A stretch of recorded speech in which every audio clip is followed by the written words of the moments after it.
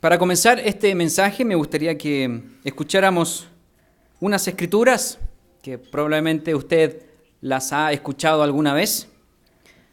No es necesario ir a ellas. Aquí tengo la primera que dice, y dice el Eterno, raeré de sobre la faz de la tierra a los hombres que he creado, desde el hombre hasta la bestia y hasta el reptil y las aves del cielo, pues me entristezco de haberlos hecho. Otra. Entonces el Eterno hizo llover sobre Sodoma y sobre Gomorra azufre y fuego de parte del Eterno desde los cielos, y destruyó las ciudades y toda aquella llanura, con todos los moradores de aquellas ciudades y el fruto de la tierra. Otro ejemplo. Y aconteció que a la medianoche el Eterno hirió a todo primogénito de la tierra de Egipto, desde el primogénito de Faraón, que se sentaba sobre su trono, hasta el primogénito del cautivo que estaba en la cárcel, y todo primogénito de los animales. Y aquí la última. Ve pues y hiere a Amalec, y destruye todo lo que tiene, y no te apiades de él. Mata a hombres, mujeres, niños, y aun los de pecho, vacas, ovejas, camellos y asnos. 4 ejemplos, y hay muchos en las Escrituras relacionados con este tipo de evento. ¿Qué estamos hablando aquí? Podríamos hablar quizás de un genocidio, podríamos hablar de una muerte en masa. Hay eventos o guerras que murieron 100.000 personas en un solo día. Personas inocentes, mujeres, niños, bebés, incluso animales. ¿Cómo es posible que en nuestras Biblias Dios, un Dios de amor, esté detrás de tanta violencia y de tanta destrucción cuando Él manda a matar, o Él mismo realiza aquí lo que vimos en el diluvio o en Sodoma y Gomorra? ¿Cómo es posible que un Dios de amor haga esto? Podría parecer algo contraproducente. Entonces, vamos a comprender por qué Dios se da el derecho de dar vida y de quitar la vida. Y vamos a ir uniendo algunos puntos, porque algunas veces esta pregunta puede ser un poco quisquillosa, y entonces el objetivo del día de hoy es que podamos comprender por qué Dios se da ese derecho. Y lo voy a mostrar, y el título del mensaje es El dibujo de la vida. El dibujo de la vida. Y entonces vamos a ir uniendo elementos o conceptos en nuestras escrituras, tal como si fuera un dibujo que hacen los niños. ¿Usted sabe lo que hay dibujado aquí? Probablemente no, pero aquí hay un dibujo. Este tipo de preguntas, algunas veces podemos ver la respuesta de esta manera, y es muy difícil concretar esa respuesta. Entonces vamos a ir avanzando y vamos a ir uniendo los puntos, tal como si fuera un dibujo de un niño, que al final tiene una imagen. Por eso es el dibujo de la vida.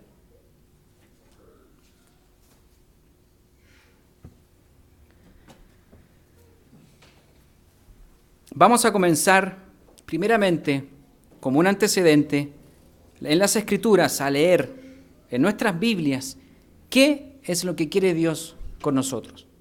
¿Qué es lo que busca Dios con nosotros? Hay 3 escrituras claves que nos pueden empezar a mostrar este dibujo poquito a poco. En 1 Timoteo 2:4, muchos de ustedes probablemente ya esto lo tienen casi memorizado, que son las escrituras clásicas de cuál es el deseo de Dios, qué es lo que busca, qué quiere con nosotros.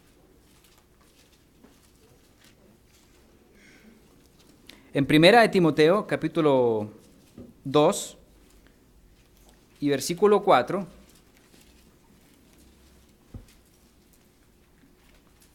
Primera de Timoteo, capítulo 2 y versículo 4. Leamos el versículo 3. Porque esto es bueno y agradable delante de Dios nuestro Salvador, el cual quiere que todos los hombres sean salvos y vengan al conocimiento de la verdad. Ahí hay un ejemplo. ¿Qué es lo que busca Dios? Que todos se salven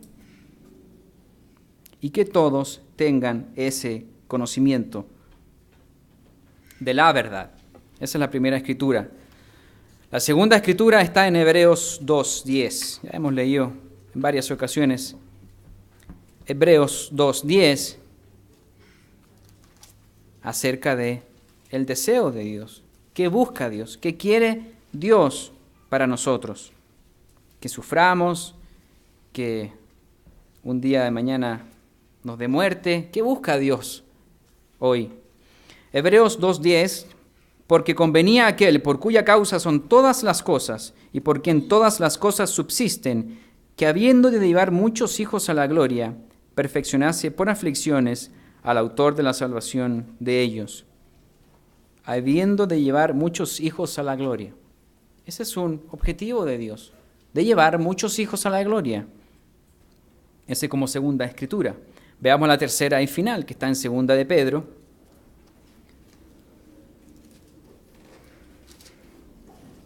En segunda de Pedro, capítulo 3 y versículo 9.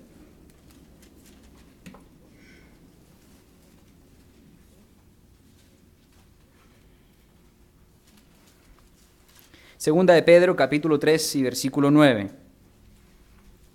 Este capítulo es muy interesante, lo vamos a ver un poquito más adelante, pero aquí el versículo 9 dice: el Señor no retarda su promesa, según algunos la tienen por tardanza, sino que es paciente para con nosotros, no queriendo que ninguno perezca, sino que todos procedan al arrepentimiento. Estas tres escrituras podrían incluso complementarse. Aquí habla del arrepentimiento, se habla de la salvación, se habla de hijos para ir a la gloria. Todo esto es el mismo objetivo de Dios, que seamos parte de su familia. Obviamente, Dios no desea darnos la muerte. Ese no es un deseo que Él busca en nosotros, sino porque por el contrario, Él busca la vida. Busca darnos vida. Todos aquí tenemos vida y tenemos vida gracias a Dios. Pero Dios busca una vida que tiene un adjetivo, que es eterna. Una vida eterna. Eso es lo que está buscando Dios, ser parte de su familia. Entonces, si Dios tiene este deseo tan bonito, ¿por qué hay tanta muerte? ¿Por qué hay tanta gente que muere, como vimos 3, 4 ejemplos al comienzo de este mensaje? ¿Por qué hay tanta destrucción? ¿Por qué hay tanto fuego? ¿Por qué hay tanta agua donde la gente se ahoga? ¿Qué sucede aquí? La semana pasada estuvimos hablando del amor. Si alguna persona no vino y le interesa este tema muy interesante, puede solicitarlo al equipo de audio-video. Y estuvimos viendo las diferencias que hay entre una definición del amor de lo que dice el mundo y de lo que está en las Escrituras. Y hay una diferencia abismal entre una y la otra. Hablamos del amor ágape como la base de la pirámide, después el amor filial y el amor eros. Y estuvimos hablando un poco más de lo que fue las definiciones o las características del amor ágape, como se hablaba en 1 Corintios 13, el capítulo del amor, que es un amor desinteresado. Ese es el amor ágape. Y una de las características principales es que cueste lo que cueste, busca el bien del otro. Esa es el principal vector o directriz que tiene el amor ágape, que busca, cueste lo que cueste, y aunque no le guste a uno, está buscando el bien de la otra persona. Por eso hablamos de la regla de oro de Mateo 7. ¿Recuerdan la regla de oro? Que hay que hacerle al resto o tratar al resto como nos gustaría que nos trataran a nosotros. Si tratamos mal a alguien, no estamos desarrollando esa característica de un tipo de amor ágape. Y no estamos basándonos en esa regla de oro. Y también vimos, para comprender un poco esto de lo que es el amor, la máxima expresión de amor de Dios, que fue entregar a su Hijo. ¿Para qué? Para nuestro bien. Ahí está entonces esa directriz. Fue para nuestro bien. Dios probablemente sufrió. Cristo sudó sangre. Era una situación muy emocional y a pesar de que no era evidentemente algo positivo, se hizo igual. Entonces el amor no es un sentimiento o no es un sentimiento solamente, es una acción, es una decisión, es una convicción y Dios nos mostró ese amor para con nosotros entregando a su Hijo. También hablamos que Dios en su amor entregó una ley, hablando de los 10 mandamientos. La ley es o tiene como objetivo hacernos bien. Si uno quebranta la ley de Dios, nos va a hacer mal. Es sencillo el concepto de la ley. No es una carga pesada, esta que no podían ni siquiera llevar los propios fariseos, saduceos, los judíos de la época de Jesucristo. No es una carga pesada. No tenemos un listado de 39 trabajos que no podemos realizar el sábado. La Escritura es, acuérdate del día sábado. Acuérdate del día sábado, del cuarto mandamiento. Siempre se hace la comparación de la ley de Dios con las reglas del tránsito. La ley, en la mayoría de los países, dispone que debemos utilizar un cinturón de seguridad, un cinto. Para los motociclistas deben usar un casco. Los conductores no deben estar con su teléfono porque distrae. Esto no es para fastidiar al conductor. Esto es para buscar el bien y proteger a las personas, para salvar incluso nuestras vidas. Entonces la ley es necesaria en este sistema humano que nosotros tenemos hoy día en este mundo viviendo. En todos los países existen estas leyes. Me recuerda un poco, no sé si alguien ha leído esto de lo que ha sido los comienzos del socialismo en la revolución bolchevique en Rusia, cuando comenzó todo este movimiento del comunismo. Estamos hablando de principios del siglo XX. Aquí, después que hubieron como 300 años en donde el imperio de los zaristas estuvieron al mando en un poder monárquico, autoritario, aquí hubo una revolución, estalló la revolución en Rusia con estos principios del comunismo. Esto fue en 1917. Y Lenin, quien sería como el líder de esta revolución bolchevique, catalogó a Rusia como el país más libre de todo el mundo. Hubo una alegría muy grande, hubo una efervescencia emocional y una alegría, pero fue temporal. ¿Por qué? Se decía ser el país más libre. No tenía leyes, todos hacían lo que querían. Entonces, ¿qué empezó a pasar? Esta libertad, que yo le digo radioactiva, sin leyes ni orden, que son los orígenes del comunismo, así comenzó el comunismo, dio como resultado una ola de abusos y violaciones no menor. Todos quisieron hacer lo que quisieron cuando quisieron.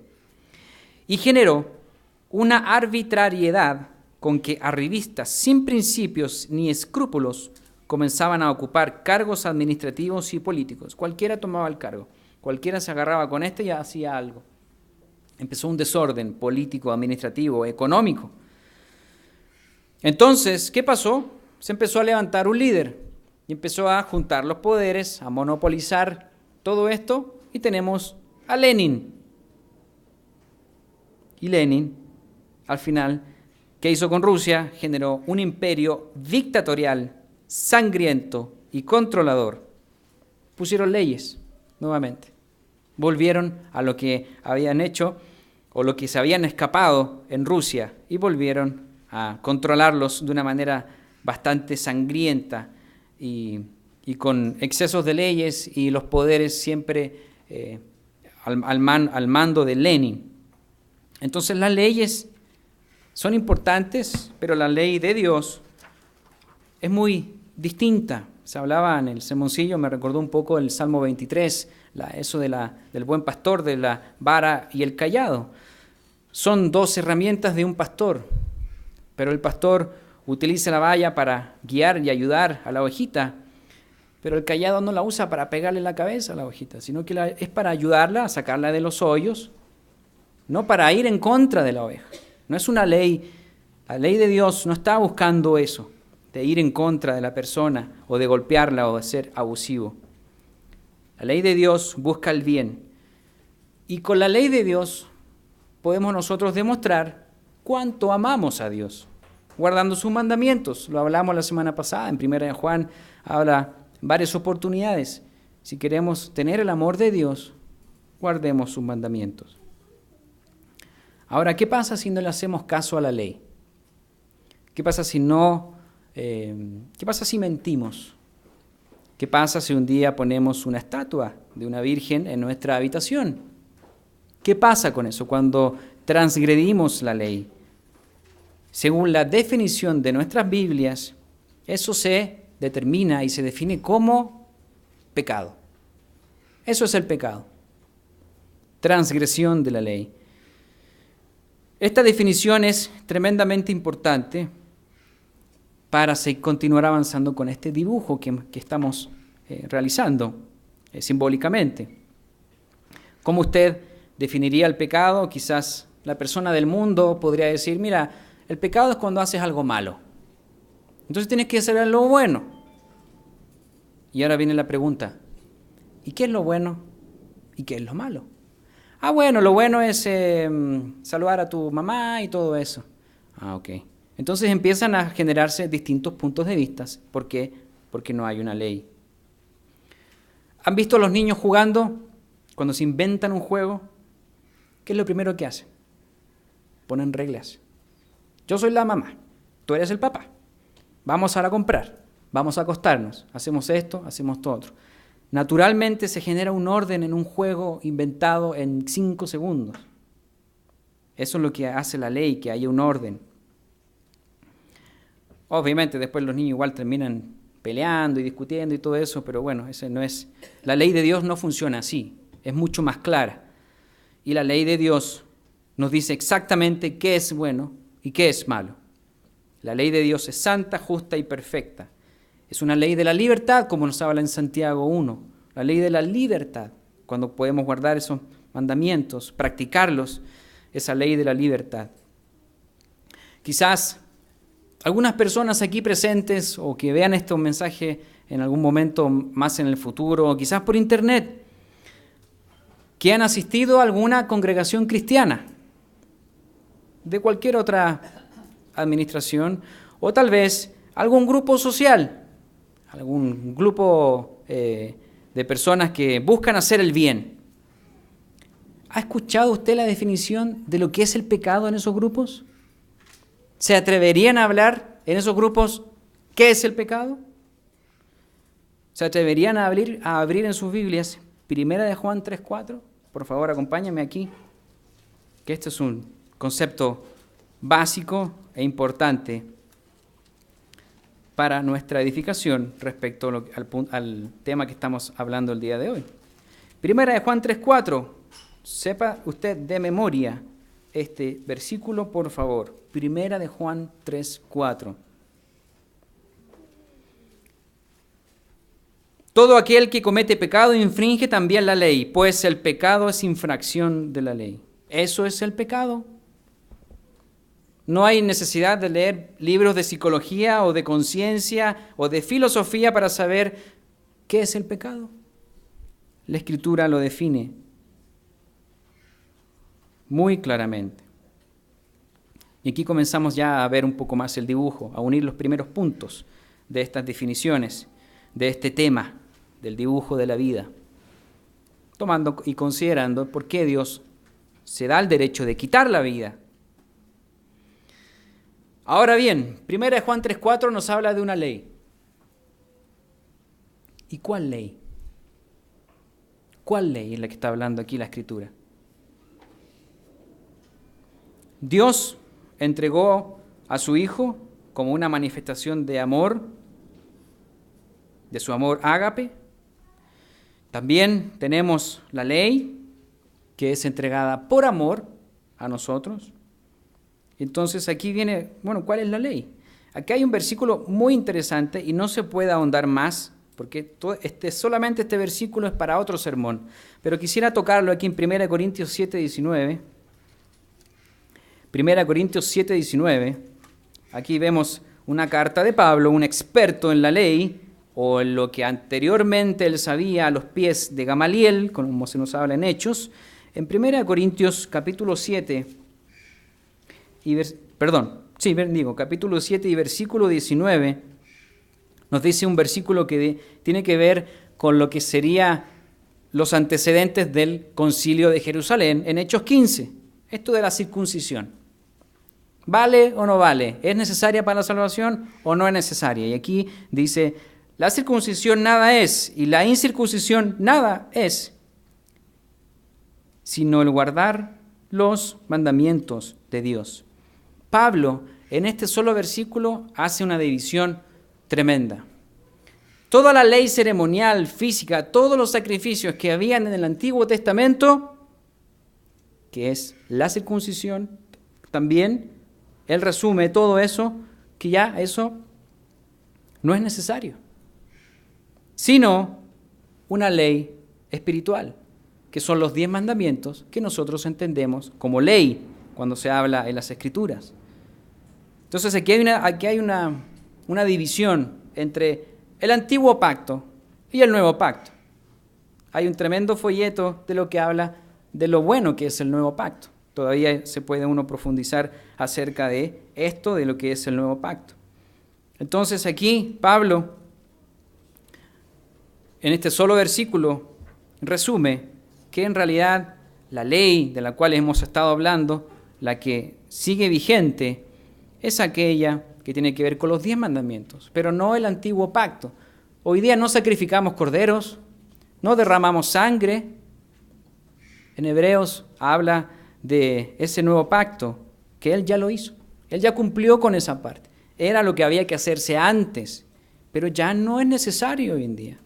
No tenemos esos ritos, esos rituales que tenían que hacer todo el sistema sacerdotal que empieza con Levítico hacia adelante, después de que en Éxodo el pueblo de Israel sale y se establece como nación y empieza un sistema de sacerdotes con Aarón hacia adelante. Entonces empieza todo un proceso que ya con Cristo culmina. Ese es todo el antiguo pacto. Y entonces aquí este versículo, gracias a Dios que los gentiles, ahora con la circuncisión y todo eso, implica que podemos acceder y ser injertados como olivos silvestres en este olivo. Podemos, dice, tener disposición de esta savia que habla la Escritura, de que podemos ser salvos. Ya no hay griego, no hay judío, no hay hombre, no hay mujer. Todo hombre puede acceder. Por eso el mejor pacto es el nuevo pacto. Antiguamente, si usted quisiera ser parte del pueblo de Israel, se tenía que circuncidar. Y hoy día los judíos tienen el mismo procedimiento y siguen con ese mismo antiguo pacto.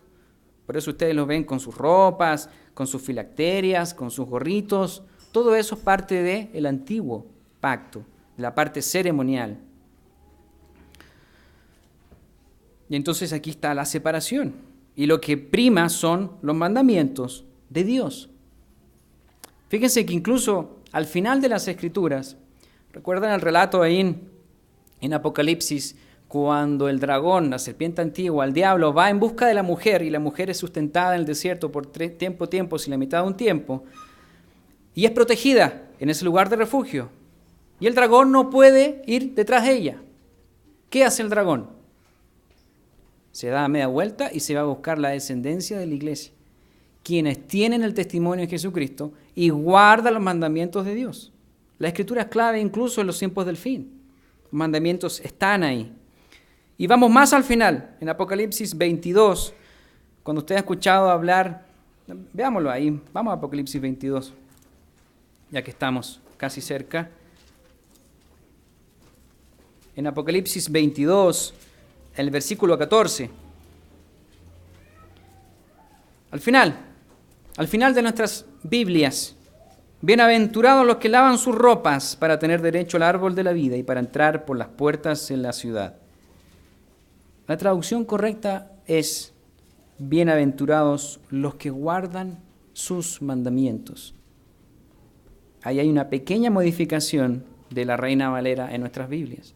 Bienaventurados los que guardan sus mandamientos para tener derecho al árbol de la vida y para entrar por las puertas de la ciudad. Utilizaron una frase que intentaba reemplazar y de sacar a lo que significan los mandamientos hasta el fin. Sigamos uniendo el dibujo. Primera de Juan 3:4 fue el punto de partida, el pecado. ¿Qué es el pecado? La infracción de la ley. ¿Cuál ley? Los 10 mandamientos. Vamos haciendo este dibujo, el dibujo de la vida. Tenemos, y todos vivimos bajo un principio que no lo inventó, sino que lo definió Isaac Newton como el de acción y reacción. Cuando cometemos una infracción a la ley, cuando hay una infracción de la ley de tránsito, ¿qué hay? Una multa. O debería haber una multa, ¿no? Una consecuencia. Hay algo que tenemos que pagar cuando se quebranta la ley de tránsito. Así también en las Escrituras encontramos que la infracción de la ley, que es pecado, tiene que pagar algo cuando uno peca. ¿Y qué es? Esta es la segunda escritura clave que está en Romanos 6:23. En Romanos 6:23.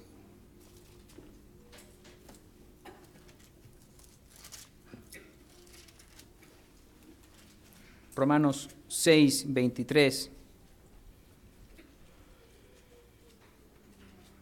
Solamente la primera parte.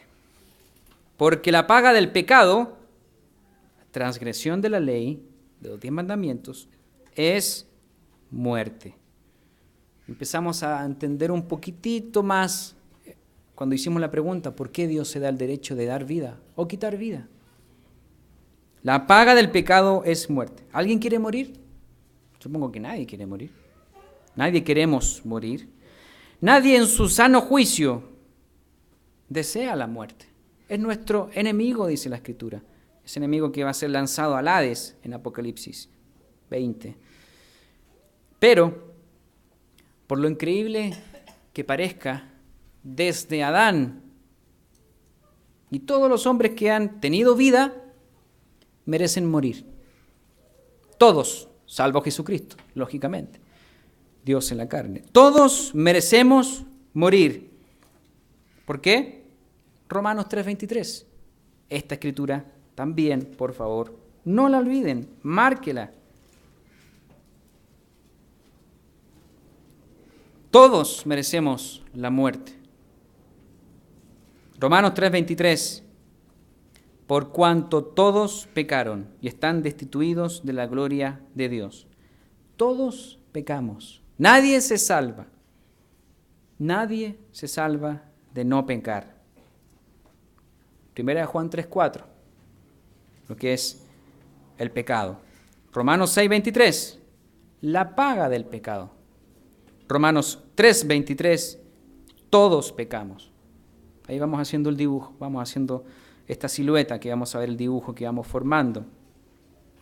Ahora bien, Dios es el creador de todo lo que vemos acá y de incluso lo que no vemos.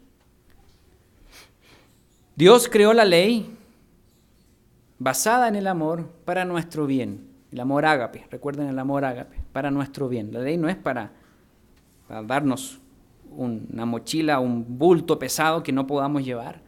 Es algo sencillo. Es para nuestro bien. Sin embargo, Dios no necesita instrucciones para andar correctamente. Dios no necesita una ley para Él, para saber qué es bueno, qué es malo. Porque Dios no peca. Dios no es hombre para que mienta. Ahí dice en números 23 y 19. Dios no es hombre para que mienta. discutir este punto acerca de que por qué Dios no necesita una ley, sería, y me imagino, como dice Isaías 45:9 o Romanos 9:20, si ustedes imaginan a un alfarero y produce un vasito de greda o de barro, y el barro lo mira y le dice, oye, ¿por qué me hiciste así? Imagínense esa escena, casi un poco caricaturesca, ¿no? Pero eso es lo que dice la Escritura. ¿Por qué me hiciste así?, podría preguntar el vaso. ¿Por qué das muerte deliberada a la gente inocente?, podríamos incluso llegar a preguntar, que es lo que estamos también abordando como objetivo. ¿Por qué haces esto? ¿Por qué haces esto otro?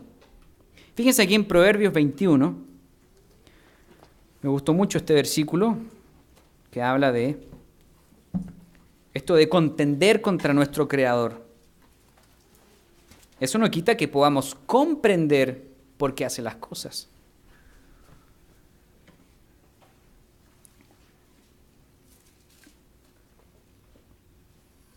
Dios no es hombre para que mienta. Proverbios 21, versículo 30 y 31.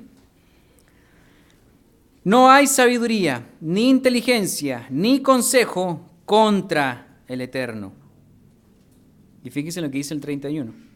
El caballo se alista para el día de la batalla, mas el Eterno es el que da la victoria. Ahí hay una imagen también gráfica muy bonita de lo que en realidad tenemos que tomar y considerar cuando algunas veces hemos querido entender algo y queremos en realidad contender contra nuestro Dios. Y esta respuesta que estamos desarrollando puede ser quizás uno de los puntos para llegar a ese proceso. Dios es espíritu, no es carne, no es sangre. Dios es espíritu, como nos habla en Juan 4:24. Y el fruto del Espíritu Santo, que se hablaba también en el sermoncillo de Gálatas 5:22, empieza con amor, gozo, paz, paciencia, benignidad, bondad, fe, mansedumbre y templanza.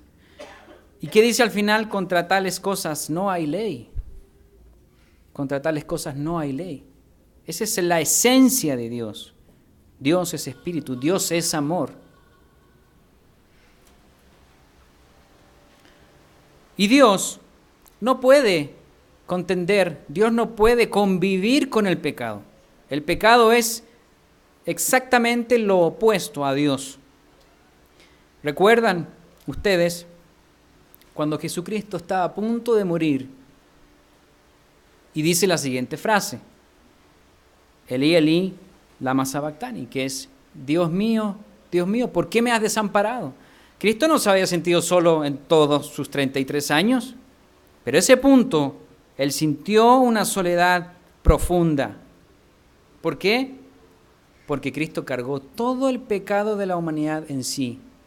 Dios no puede estar ahí, no podía estar ahí, era parte del proceso. Ahí estaba el pecado, cargó con todo el pecado en ese mismo momento, antes de morir, y Dios lo dejó solo. Era parte de su disciplina que tenía que cumplir. Y él sintió ese desamparo. Dios no puede estar cerca del pecado.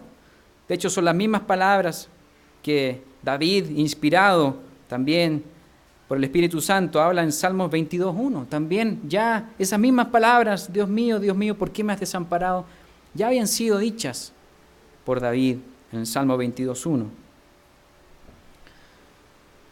Los mandamientos los hizo Dios para que al hombre le vaya bien, para saber lo que es pecado y así librarse de la muerte. Dios no necesita regirse por esa ley, porque no peca. Dios es perfecto, Dios es eterno, no muere, es espíritu. Ahora bien, siguiendo y avanzando con este dibujo, por falta de tiempo no se podría ver cada uno de los eventos en donde Dios interviene y empuja o da la instrucción de matar a alguien. No se puede ver así, con lujo de detalle cada momento de todas las muertes que hubieron. donde algunas veces usted puede leer la Escritura y dice, hoy ¿cuánta gente murió? Niños, mujeres, ancianos, el fruto, los animales, la tierra se vuelve estéril también. ¿Por qué? Aparentemente es algo injusto, como una barbarie, como si fuese una película de guerra, y Dios está detrás de eso. Sin embargo, es Dios, y escuche bien esto, es Dios quien se adjudica realizar un juicio en este tipo de situaciones cuando las personas han practicado la maldad y poco a poco se van conduciendo a la autodestrucción. Dios se adjudica realizar un juicio en el momento en que Él lo desea. Fíjense aquí en 1 Samuel 2:6. 1 Samuel, capítulo 2.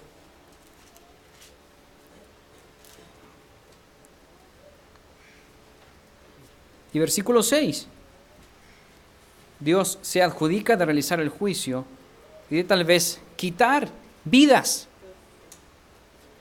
1 Samuel 2:6 nos dice, el Eterno mata y Él da vida. Él hace descender al Seol y hace subir. Dios nos creó. ¿Por qué no va a poder hacer eso el Dios omnipotente, que controla todo lo que vemos y ha creado todo lo que vemos? La historia o el versículo que leímos al comienzo de Sodoma y Gomorra, viendo un poco más aquí de cuando Dios elimina a Sodoma y Gomorra y reduce a cenizas a todo un pueblo, excepto a Lot y su familia. Rápidamente, la historia de Sodoma y Gomorra pudiera ayudarnos a entender por qué Dios se adjudica de realizar o de ejecutar un juicio.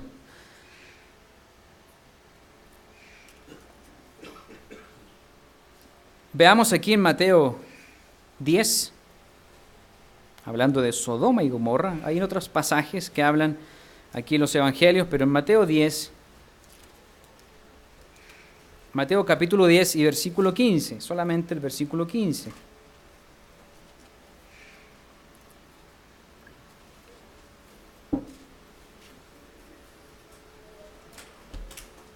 De cierto os digo que en el día del juicio será más tolerable el castigo para la tierra de Sodoma y Gomorra que para aquella ciudad.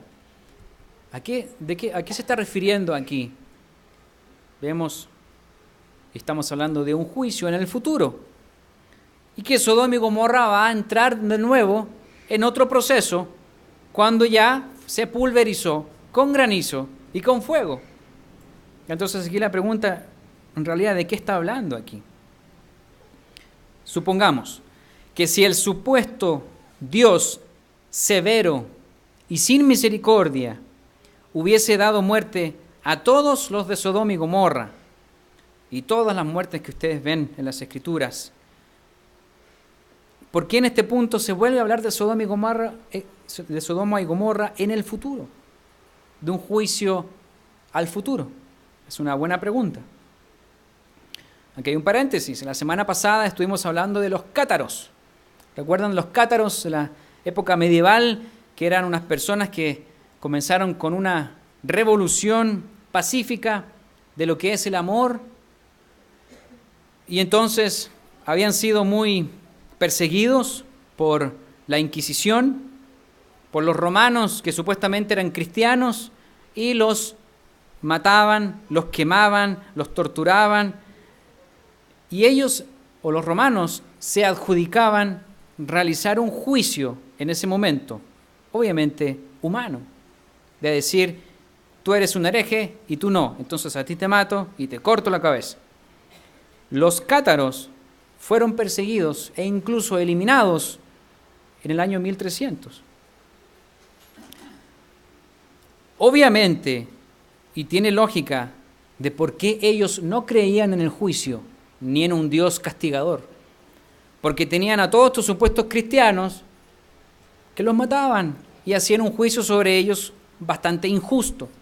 Obviamente ellos no querían saber nada de juicio y no creían en el juicio como tal o el juicio final, porque ese era el juicio final para ellos según los inquisidores. Ahora, de nuevo, si creyéramos en este Dios que castiga, que no tiene misericordia, que es incluso tal vez hasta caprichoso, podríamos meter en la bolsa al mundo prediluviano, a los ejércitos de miles de filisteos, asirios y cuantos otros incircuncisos, además de Sodoma y Gomorra, que tendrían que haber muerto en ese momento como un juicio final para ellos. Si Dios fuese un Dios castigador y sin misericordia, si fuera así, el momento de su muerte tendría que haber sido el juicio final. Pero la Escritura no nos habla de eso. No nos habla de que en ese momento ellos, le acabaron todas las oportunidades. En el infinito amor de Dios, cuando las personas están tan alejadas de Dios y sus mentes desorientadas, Dios, si lo podemos decir casi como poéticamente, les dice: hijo mío, ve a descansar, ve a dormir, estás muy cansado, estás muy abrumado, ve a descansar. ¿Por qué? Porque la gente va a tener una oportunidad en el futuro, no en ese momento. Por eso nos habla Mateo 10:15, hablando de un momento en el futuro, de un juicio en el momento del gran trono blanco, que es el que vamos a ver ahora. Así Dios tendría una oportunidad para ellos, para conocer el camino correcto, para conocer la ley de Dios, pero ya no en un mundo como el de Lot, donde todos eran unas personas tremendamente violentas y distorsionadas moralmente. Y Dios, en su amor, le dice a esta gente: descansen. No aplica un juicio sobre ellos final, sino que es un juicio temporal para que ellos descansen de lo que estaban haciendo. ¿Por qué? Porque se estaban autodestruyendo, estaban afectándose tanto que Dios les dice: hasta aquí llegaron. No fue porque simplemente Dios lo quiso hacer por capricho. Se estaban dañando, se estaban corrompiendo. Entonces podemos llegar a decir que Dios envió el diluvio debido a la maldad de los hombres era mucha en la tierra, y todo designio de los pensamientos del corazón de ellos era de continuo solamente el mal. Y Dios envía el diluvio. Dios destruyó Sodoma y Gomorra porque sus habitantes eran malos y pecadores contra el Eterno en gran manera. Pero ese juicio temporal depende de Dios, no del hombre. Ahí está la gran diferencia. Dios va a resucitar a todas estas personas para que tengan una oportunidad ¿de qué? De recibir la vida eterna. Tal como lo leímos al comienzo de este sermón. Recuerden el deseo de Dios, que todos se salven de una manera justa. Y todo eso es la última fiesta de la tercera temporada, que comienza en menos de 6 semanas.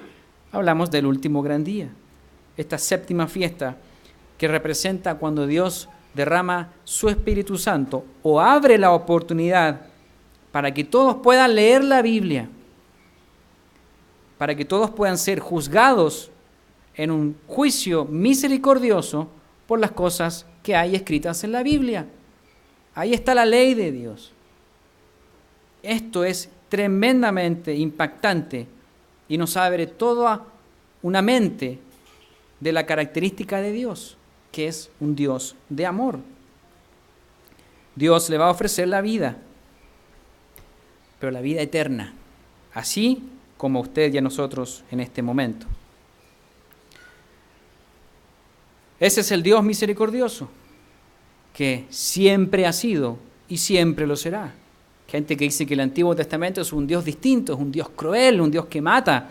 Pero veamos el dibujo completo.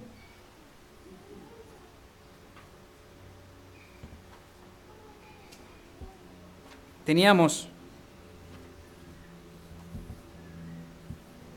el dibujo de los puntitos que no se podía imaginar uno qué es lo que estamos dibujando. Ahora, como un niño, vamos uniendo los puntos y va apareciendo una figura y vamos viendo un Dios que no es el Dios que se dice que es el Dios implacable y duro que se dice en el Antiguo Testamento. Vamos viendo una figura poco a poco.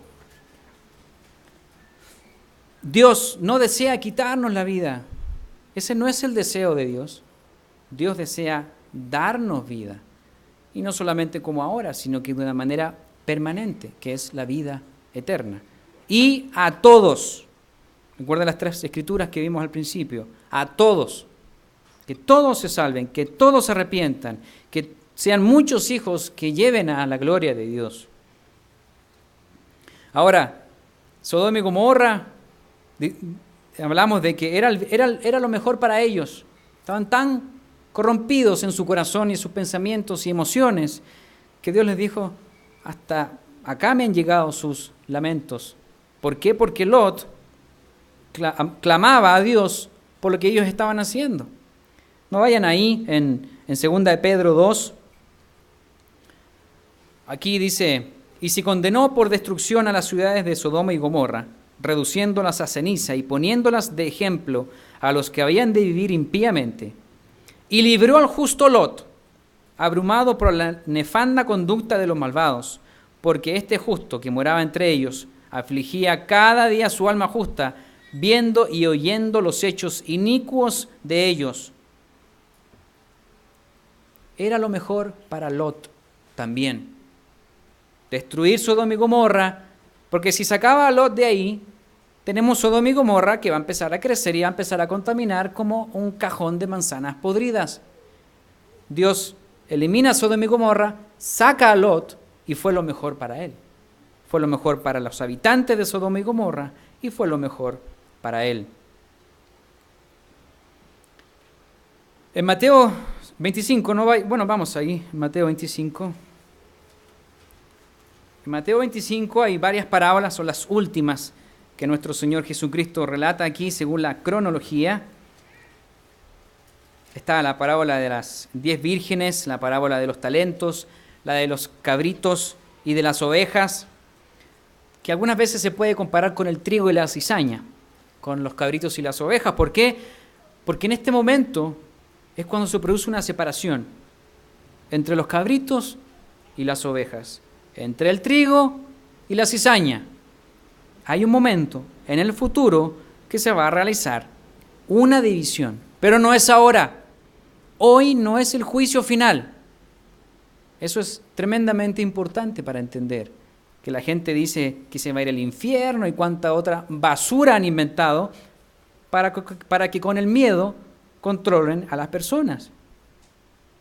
Aquí en el capítulo 25 habla entonces de lo que son los cabritos y las ovejas, que es como el trigo y la cizaña. Y al final, en el versículo 46, aquí está la división. E irán estos al castigo eterno y los justos a la vida eterna.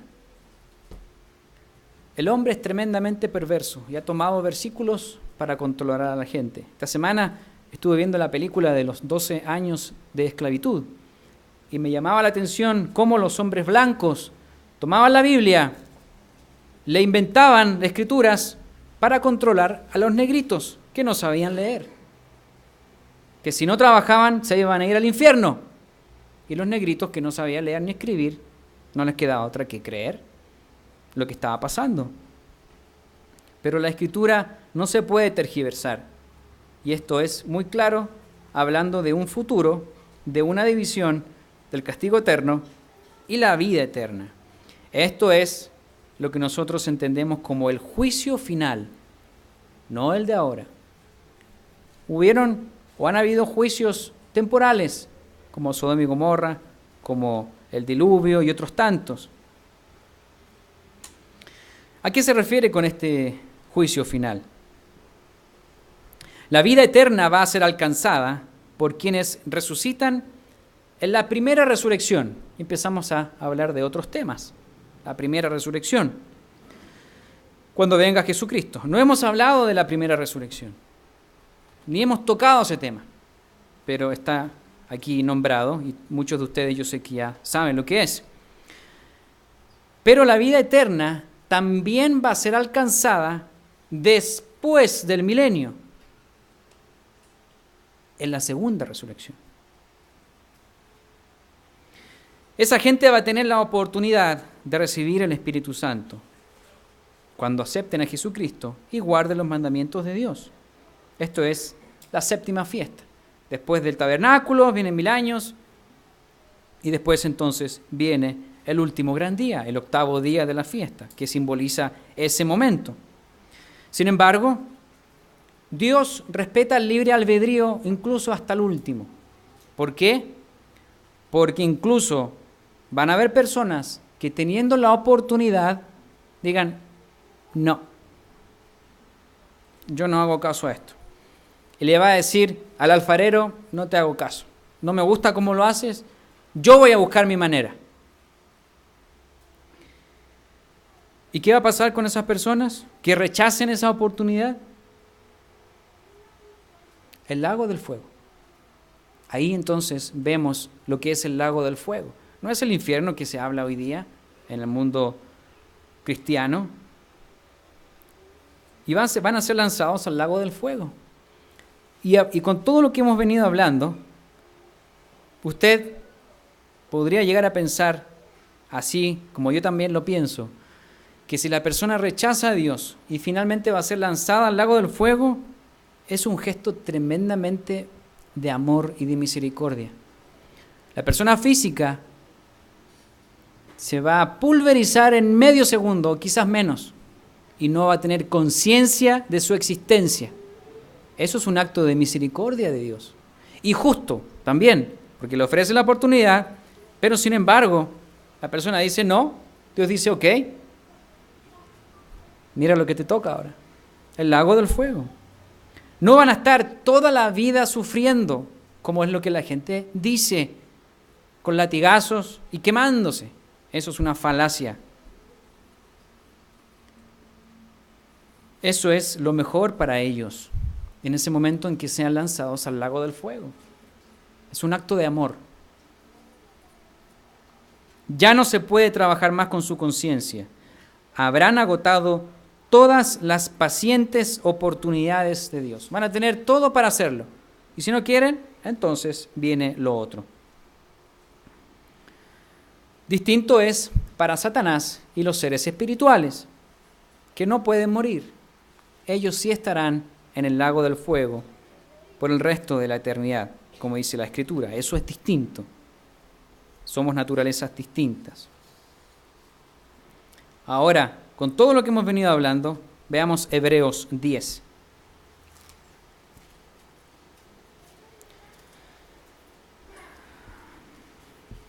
Hebreos capítulo 10. Hemos hablado de la segunda resurrección. Hemos hablado de por qué Dios quita la vida algunas veces. Pero estamos hablando de personas inconversas, de personas que han muerto y que están esperando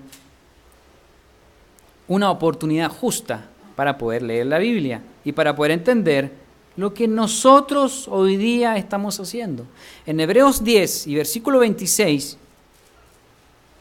y esto nos debería remover nuestras emociones y sentir un vivo celo por lo que tenemos hoy. En Hebreos capítulo 10 y versículo 26 dice, porque si pecaremos voluntariamente, después de haber recibido el conocimiento de la verdad, ya no queda más sacrificio por los pecados, sino una horrenda expectación de juicio y de hervor de fuego que ha de devorar a los adversarios. Nosotros hoy día debemos tomar esto en serio, porque es la oportunidad. Cristo no va a morir 2 veces por nosotros. Usted ya aceptó ese sacrificio. No serán 2 oportunidades. En 2 de Pedro 2, un poquito más adelante, en 2 de Pedro 2:2,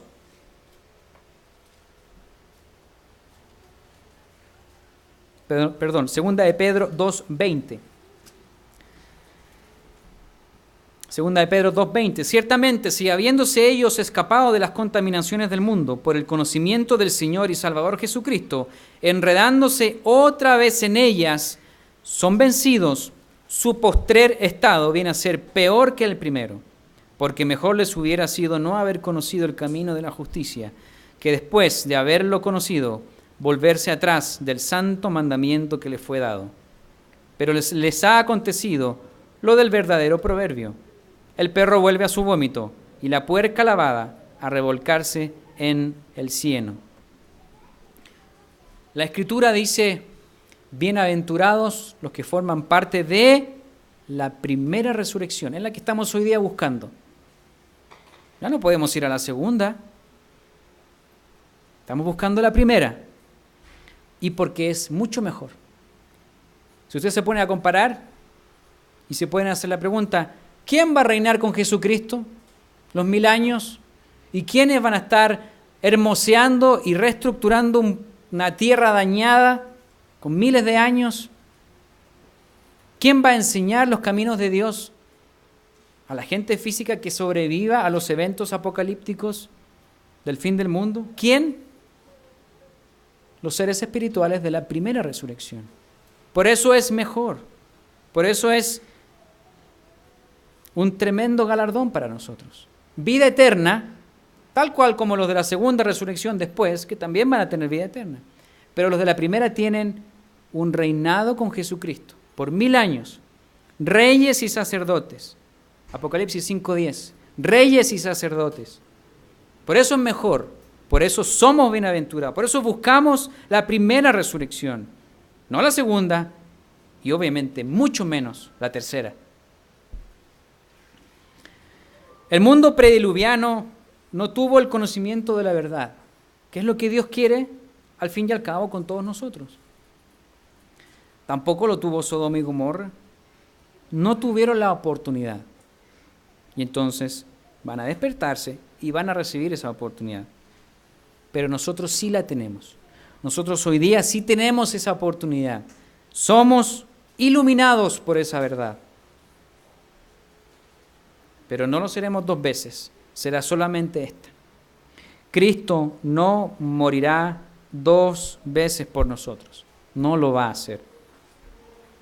Así que ya como conclusión, comprendimos la dinámica que hay entre, la dinámica física, que hay entre carne, sangre, ley, pecado, muerte. Abordando estos temas en las definiciones bíblicas para entender algunas veces por qué Dios se toma la libertad de decir: este pueblo se elimina porque sus obras son pura maldad, por el bien de ellos, por el bien de los que los rodean también. Y vimos 3 escrituras en esta dinámica. Recuerden, 1 de Juan 3:4, pecado, infracción de la ley. Romanos 3:23, todos pecamos. Romanos 6:23, la paga del pecado es muerte. Eso nos va a ayudar a visualizar una dimensión mucho más espiritual de lo que es nuestro Dios. Recuerden, el ser Dios, podemos verlo de este porte. Y mucha gente lo ve pequeñito. Y lo podemos ver de 10 metros. O de 50 metros. O de 20 kilómetros. Hacia arriba. Va a depender de cómo nosotros queramos aprender más de su carácter. Esto revela su carácter. Este sermón revela el carácter de Dios. Dios se da entonces en su carácter amoroso la libertad de emitir un juicio temporal en estos tiempos, desde Adán hacia adelante, por el bien de las personas de Sodoma y Gomorra, para que tengan un final justo en el juicio final en Apocalipsis 20. Si volvemos a leer Romanos 6:23, vayamos ahí por favor, Romanos 6:23. ya para ir concluyendo.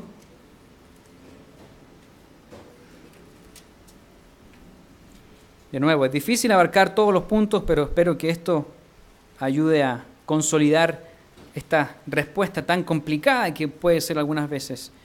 ¿Por qué Dios mata? Romanos 6:23 nos dice, porque la paga del pecado es muerte. Y la segunda parte, ¿qué dice? Mas la dádiva de Dios es vida eterna en Cristo Jesús, Señor nuestro.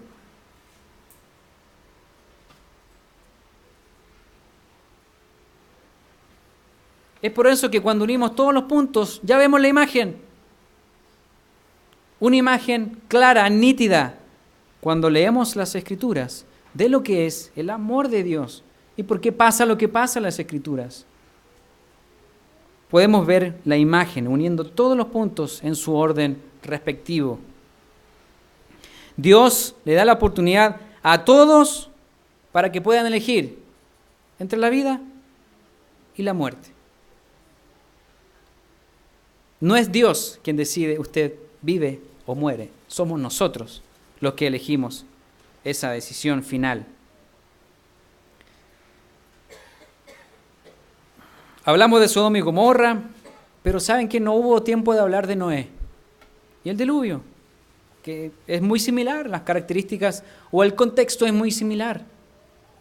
Permítame usted terminar este mensaje con esta misma contexto que venimos hablando de Sodoma y Gomorra, pero ahora en Noé. Y se lo voy a leer a continuación para no alargar más el mensaje. En Génesis 7 dice, en este mismo día entraron Noé, Sem, Cam y Jafet, hijos de Noé, la mujer de Noé y las 3 mujeres de sus hijos con él en el arca. Ellos y todos los animales silvestres según sus especies, y todos los animales domesticados según sus especies, y todo reptil que se arrastra sobre la tierra según su especie, y toda ave según su especie, y todo pájaro de toda especie. Vinieron pues con Noé al arca, de 2 en 2, de toda carne, en que había espíritu de vida. Y los que vinieron, macho y hembra de toda carne vinieron, como les había mandado Dios. Y el Eterno les cerró la puerta. Esa última parte de ese versículo. Y el Eterno le cerró la puerta. Algo sobrenatural. Noé no podía cerrar por fuera. Sobrenaturalmente esa puerta se cerró. Un día, mis hermanos, Dios, ahora que tenemos clara la imagen que tiene que ver con Noé, con la promesa de Dios, con ese arco en las nubes, ahora que tenemos ese dibujo, con este sermón espero que haya quedado más claro. Y también aquí cuando se cierra la puerta, también metafóricamente hablando o más proféticamente hablando, un día Dios cerrará la puerta estrecha que nos lleva a la vida eterna. Un día Dios la va a cerrar. Entonces, mis hermanos, veamos el dibujo completo y procuremos estar del lado correcto cuando esa puerta se cierre. Solo Dios la abre y solo Dios la cierra. Si estamos en el lado correcto, vamos a poder gozar de las ricas bendiciones de reyes y sacerdotes. Apocalipsis 5:20. Primera resurrección. Bienaventurados los de la primera resurrección. Con Cristo 1000 años. Y vivir eternamente con el Cordero y Dios el Padre, reinando por los siglos de los siglos. La decisión de vivir eternamente o de morir eternamente depende de nosotros. Buenas tardes a todos.